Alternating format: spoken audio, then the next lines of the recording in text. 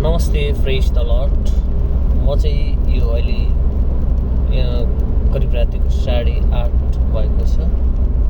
यो C side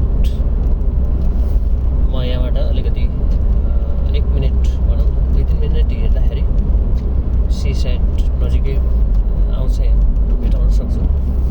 र विशेष गरी म के चाहिँ देखाउन चाहन्छु भने यो चाहिँ स्ट्रिट लाइट्सहरू छ, यसको जुन यो डिजाइन कति सुन्दर बनाएको छ हैन।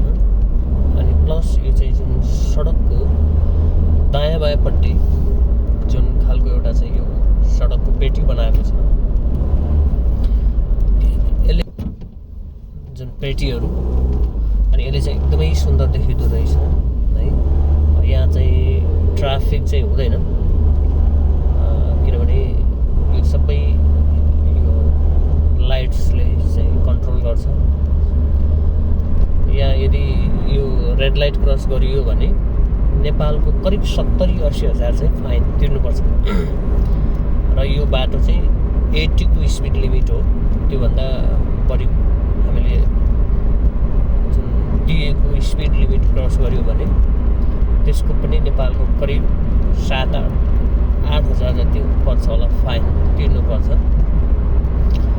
सो सिस्टममा चलेको कन्ट्रीहरू यस्तो छ। यहाँ हामी ट्राफिक त देख्छौँ तर उनीहरू गाडीमै हिँडिरहेका हुन्छन्।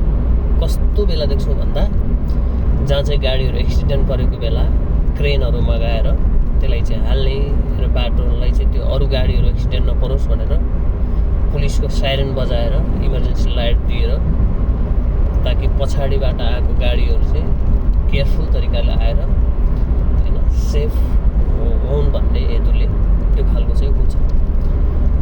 अनि उनीहरूको ड्युटी चाहिँ पुरै दिनभरि गाडीमै हुन्छन्, हिँडिरहने हुन्। जहाँनिर समस्या हुन्छ, कसै गाडी बिग्रियो भने पनि उनीहरूको पछाडि बसेर उनीहरूले चाहिँ हेल्प गर्छ, अर्थात् त्यो जोगाउँछ। अरू धेरै क्षति हुनबाट चाहिँ उसले जोगाउँछ र पछाडि उसले चाहिँ प्रोटेक्सन चाहिँ दिइरहेको हुन्छ यहाँको पुलिसले।